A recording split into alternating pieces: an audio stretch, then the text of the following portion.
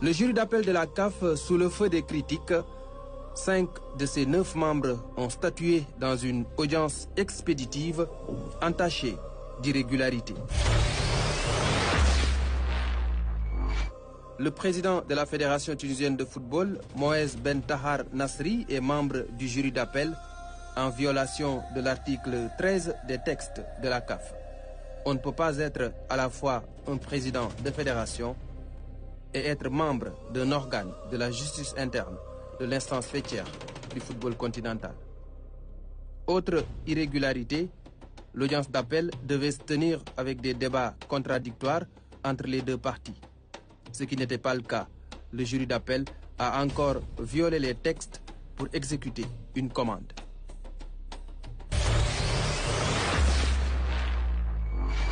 Le commanditaire n'est personne d'autre que Fawzi Lekja, président de la Fédération royale marocaine de football, premier vice-président de la CAF et président de la commission des finances.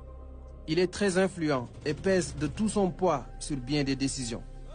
Lekja a mis la CAF sous pression, refusant d'organiser la CAN féminine au Maroc au mois de mars. Un chantage qui a porté ses fruits. Maintenant, les décisions se prennent suivant ses humeurs. Tout ce qu'il voulait, c'est que le jury d'appel déclare le Maroc vainqueur de la CAN 2025.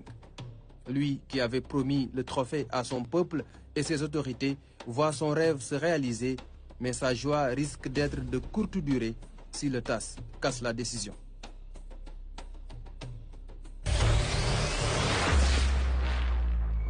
Au-delà de Fawzi Lekja, un autre homme du système tire les ficelles dans l'ombre. Il s'appelle Veron Mozengo, secrétaire général de la CAF. De nationalité suisse, originaire de la République démocratique du Congo. Ancien membre du département juridique de l'UEFA, grand ami d'Infantino, qu'il a imposé à ce poste stratégique pour gérer à distance tous les dossiers. Il a la haute main sur l'administration de la CAF, faisant la pluie et le beau temps. Veron Mozengo a limogé le patron de la commission juridique de la CAF 3 semaines avant la décision rocambolesque du jury d'appel. Une décision mûrement réfléchie pour que la commande passe comme lettre à la poste. Veron Mozengo, qui est épinglé par un rapport interne de la CAF pour des faits présumés de mauvaise gestion financière, agit en toute illégalité. Il a atteint la limite d'âge depuis le mois d'octobre dernier. Si les textes étaient respectés, il ne devrait plus être un fonctionnaire de la CAF.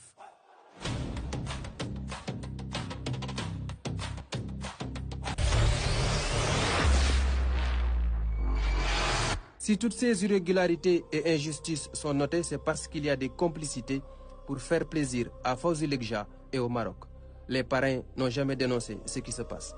Le premier, Patrice Motsepe, président de la CAF, est un ami du Maroc. Le milliardaire sud-africain est actionnaire de référence à Sanlam Maroc, qui intervient dans le domaine financier et de l'assurance. Cela à travers sa holding Ubuntu Botro Investment. Il a, comme qui dirait, délocalisé le siège de la CAF à Rabat. Quasiment toutes les réunions se font là-bas. Le Caire, siège officiel, passe au second plan. La proximité entre Motsepe et Lekja est un secret de polichinelle. Il ne refuse rien à son ami. L'attitude de Motsepe lors de la finale montre qu'il supportait le Maroc.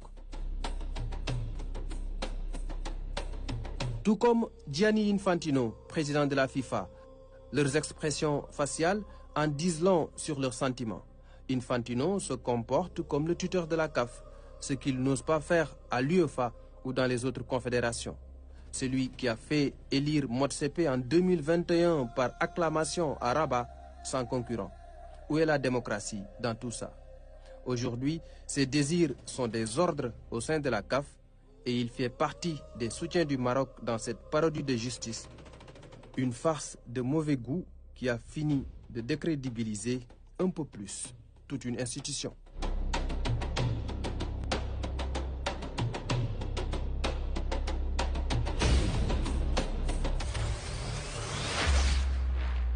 L'ancien sélectionneur des Lions, Lamine Ndiaye, revient toujours.